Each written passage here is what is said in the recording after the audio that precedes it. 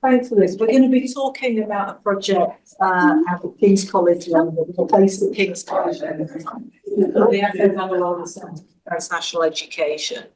And we're sort of following on from Mary's talk earlier, where at the end, I think she concluded with, Western universities shouldn't charge in majority world. I think nobody can accuse us of charging anywhere on this project. We have been perhaps frustrating to the funder, to the donor for this project, in that he wanted very quick result. But I hope that what we're going to do in this presentation is highlighting that we believe we've taken quite a careful relational approach to building relationships in a number of countries in Africa, with the aim of doing this properly and not trying to rush and make. I'm sure we're making lots of mistakes, but we're going to do mistakes perhaps that have been made in advance. So the centre is it's a really ambitious project. We received in 2023, actually. God, it seems longer ago. We received a donation from Ariafe Babalola, who is a philanthropist and lawyer based in Nigeria, who founded his own university in Howard, and realised that delivering education through an on-campus university in Nigeria is only ever going to reach a limited population geographically, and his ambition is great. He is himself an alumnus, in fact a triple alumnus, I'm told, of the University of London. And he decided that he wanted to donate £10 million to King's in order for us to develop this vision of how you can use technology to scale up the way in which education can be delivered in Africa, particularly for youth who don't have access to higher education, or indeed to other ways of kind of economic activation, if you like, so routes to employment, routes to setting up their own businesses. The scale of the ambition of this project is a little bit mind-blowing. I think Mike and I will probably reflect how over the last couple of years, many of the conversations we've been on that left us kind of going, how on earth are we going to make any headway on this space? But we continue to take, a step forward at a time.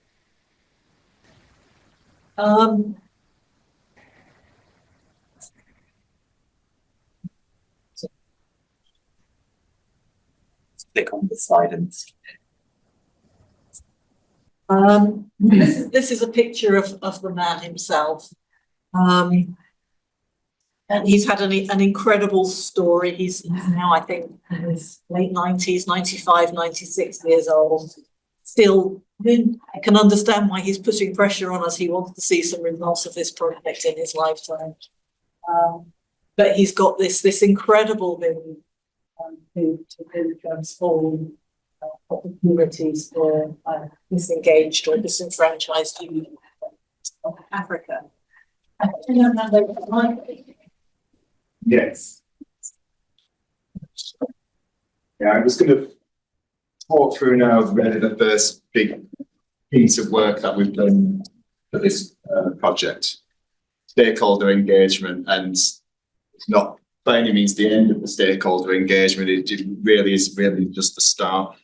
So you can see from this slide, we had a series of 24 semi-structured workshops, 4 countries, Nigeria, Ghana, Kenya, South Africa, carried out from January to October. Neither samurai attended them all. There was one of our colleagues actually attended all 24, throughout the process.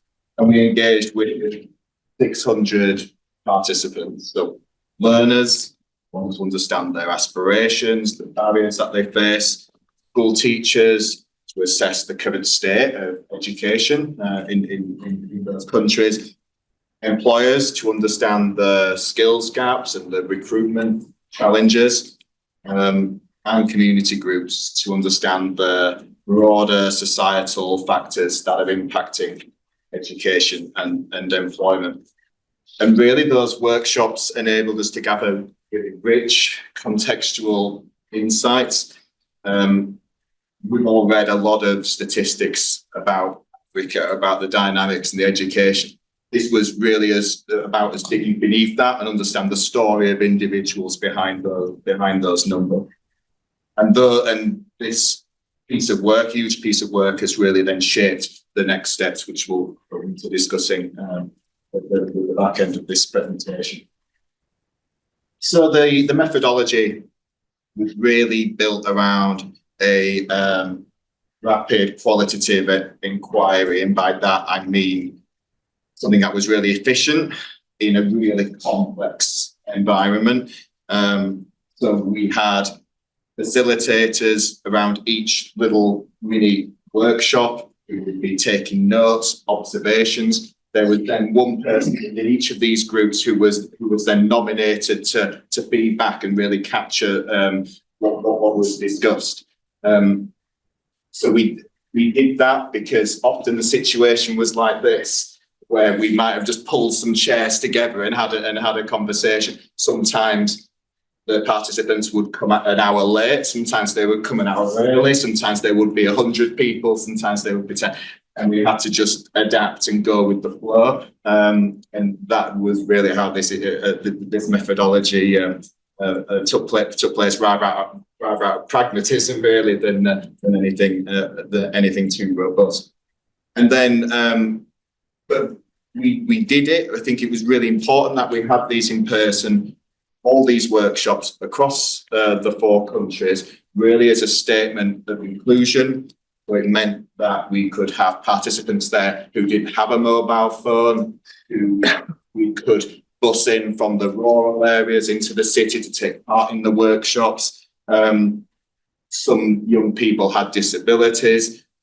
We really needed face-to-face dialogue to understand the truth of what it is, their reality of what it is that we needed to produce. Then, in terms of the analysis, we went with a thematic, pattern-based approach. We wanted the findings to be actionable. We get a sense of that again as we go through the rest of the slides. I think, frankly, this was a big piece of work, 600 participants, but I do feel to some extent we only really scratched the surface. And so what I'll go into in the next slides are the findings that I think we're talking here very tentative generalizations. With nothing, we won't be claiming to have understood everything that's going on across these 4 countries. So start off with the barriers. Surface several barriers that prevent young Africans from accessing further education and employment. Principally, financial limitations, as Sam said, has been discussed in earlier discussions, and that kind of habitual generation to generation issue of a lack of embodied cultural and social capital.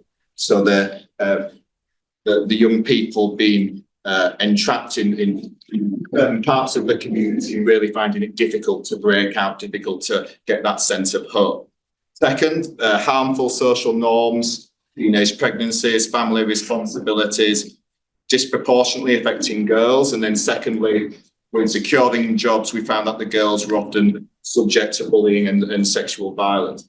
In secondary schools, the curriculum was heavily focused on exams rather than applied learning, and places at colleges were limited, and employers complained that the young people were learning on equipment which wasn't up to standard. Young people frequently lacked role models or mentors, and really, those opportunities to connect with those individuals were really limited.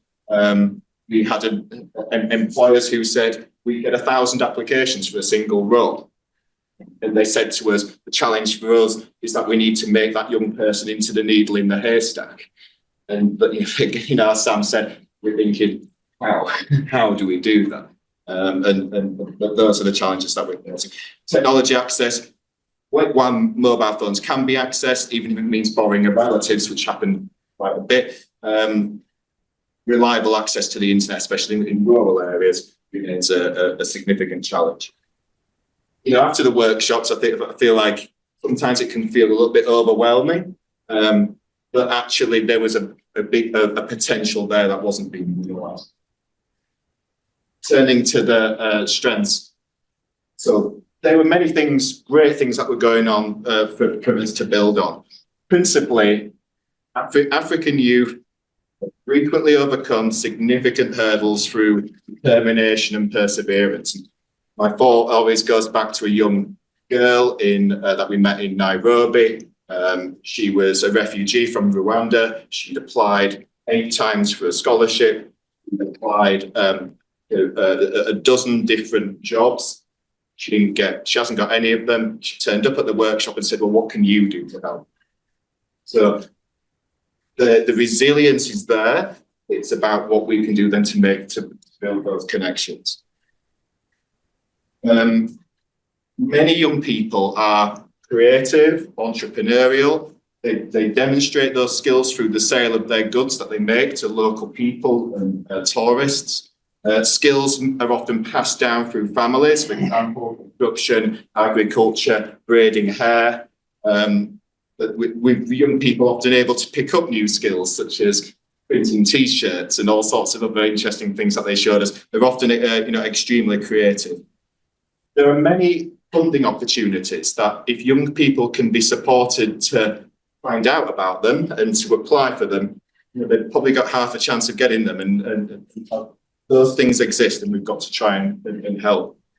And while internet access is definitely limited, mobile phones and social media platforms like WhatsApp, Telegram, they're very widely used, especially in cities.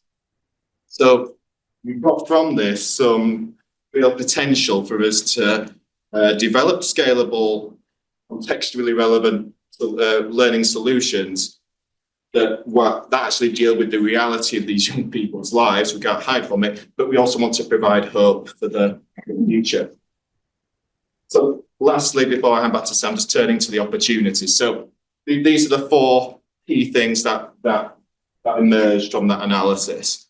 Professionalisation of teaching. Often, again, when you work in this project, you get a sense of imposter syndrome. You think, what can Kings do to make a difference? This is one area in which we can make a difference. The people that we spoke to, the teachers, the early career academics, they don't get developed in teaching and learning. Very, very rare. I can only think of a couple of people we spoke to who had teaching and learning qualifications. They might have a PhD in their area, but they haven't been taught how to teach. And so there's a gap there clear that we can fill, especially within that online and blended mode. Alternative career ways. So acknowledging the reality, frankly, that many disadvantaged young people will not enter university, simply aren't the places for them. But we can also support that transition into self-employment and vocational skills development. Mobile first learning strategies. So we need to break from that traditional rigid educational model by leveraging asynchronous collaboration and digital micro-learning. We have to be willing to rip up the rulebook. I think this is probably one of the most exciting things, that Kings is 200 years old. It would take us 200 years, again, to shift Kings to this kind of model. This project will allow us to pilot some of that work. And if we can prove that it works, we can then tell the sector and hopefully make that change. And support strategies. We must embed mentoring, careers advice, safe study spaces to get those young people off the streets. We can perpetuate social inequality. So with all those, all that piece of work, we then set out a few names. I think what I should have said at the beginning is a bit more about the context, because we talked a bit here about the process. we were very clear from the outset that this is not something things can do, it's not something things should do. And so alongside this work that I'm describing, this kind of detailed work of talking and experiences on the ground, our boss, who is the vice president, has been working incredibly hard to build a consortium of, I think, universities in continental Africa, but also working with a huge number of community organisations, NGOs, and government ministerial regulator level.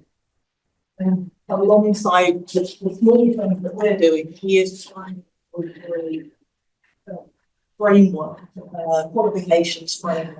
The 4 countries we're working with universities to sign up. And so I guess where we've benefited is that she's worked very hard to create this environment for the operation on the continent. We've got these 12 university partners. We have been doing detailed co-design. So the first next step I'm going to talk about is the postgraduate certificate in online learning and teaching, led by Felix over there.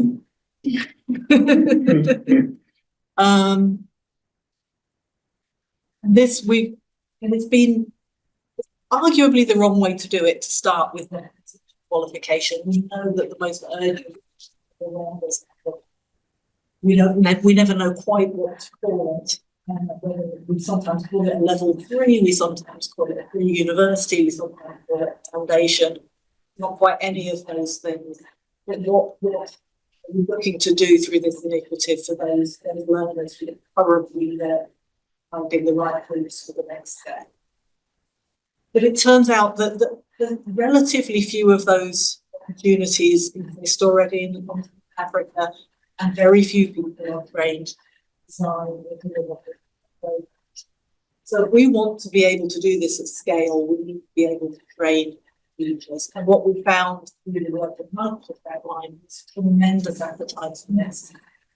Because we've got this donation, we are able to offer scholarships first couple of years. So each of our partner universities and many of the organisations that engaged with us in that stakeholder engagement phase are invited to nominate participants. And if they meet the kind of requirements that we set out in order to succeed, they will be able to study for a King's graduate certificate without paying any fees over the next couple of years. The idea is that we, together with our co-development group, improve the programme in that time. At the end of that time, it can be practiced. Any of the partner universities will be able to deliver it at quality of service in their own country. Hopefully by that stage, this qualifications framework will exist. So that's probably our almost imminent next step. When does that go live, Felix? September. So we're in the phase of both developing the programme activities, but also working with partners to provide them. And then we've just appointed counterpart to Felix's role, who will be in a similar kind of senior lectureship role to lead on that development with our partners around a prototype for the pre-university opportunity. I think it's more complicated because ultimately we should never run this things. It's a nonsense for young people in Africa who are already disenfranchised from any routes to further opportunities in studying online for a qualification in London. But we will probably have to do that for 1 year, possibly 2 years, just while we do some of the kind of making sure that the mechanics of these things work. But we know that in reality, in order for those learners to be supported, to be mentored, to have the kind of work-based or community-based opportunities that they're going to need to have any chance of success in this space. We need as quickly as possible to be able to transfer the ownership of that to their partners. We will do the pilot year in, but I believe that hopefully we're also going to run a pilot year at the same time. Probably talk way too much. Just a few takeaways, and I think we've probably talked a lot about process. We haven't really got very much to show for it yet. But I believe that is necessary. I think that time taken to really build a sense of trust, respect, community amongst 10, 12 organizations across 4 or 5 countries is time really well spent. And we've been incredibly privileged to be able to do that. So. And the second takeaway all about this is that the text presented. The more content, the more of our activity that can be generated by our developers, the more that can be moved into real local examples of lived experiences of people who've engaged with so far, but also to people who have been doing useful. Yeah. Finish with the 2 sort of interesting pedagogic takeaways as well, and a bit about the tech. So we think that we need to reinvent active learning for mobile through social, asynchronous collaboration. So forget Microsoft Teams, it's gone. Can't use that. You need to be able to engage largely asynchronously. What these young people, what would be best for these young people is if they were taught on campus. Right. So we have to try and recreate a lot of that social learning. It's not like when we're delivering postgraduate, when some people might want to build a community, some might be quite happy sitting in isolation. Here, they need the network. It's absolutely critical that they come away knowing more people than they started. And we need to build networks local, national, across and transnational, across Africa, but also global. They're interested in all those things, and we've got to make it happen.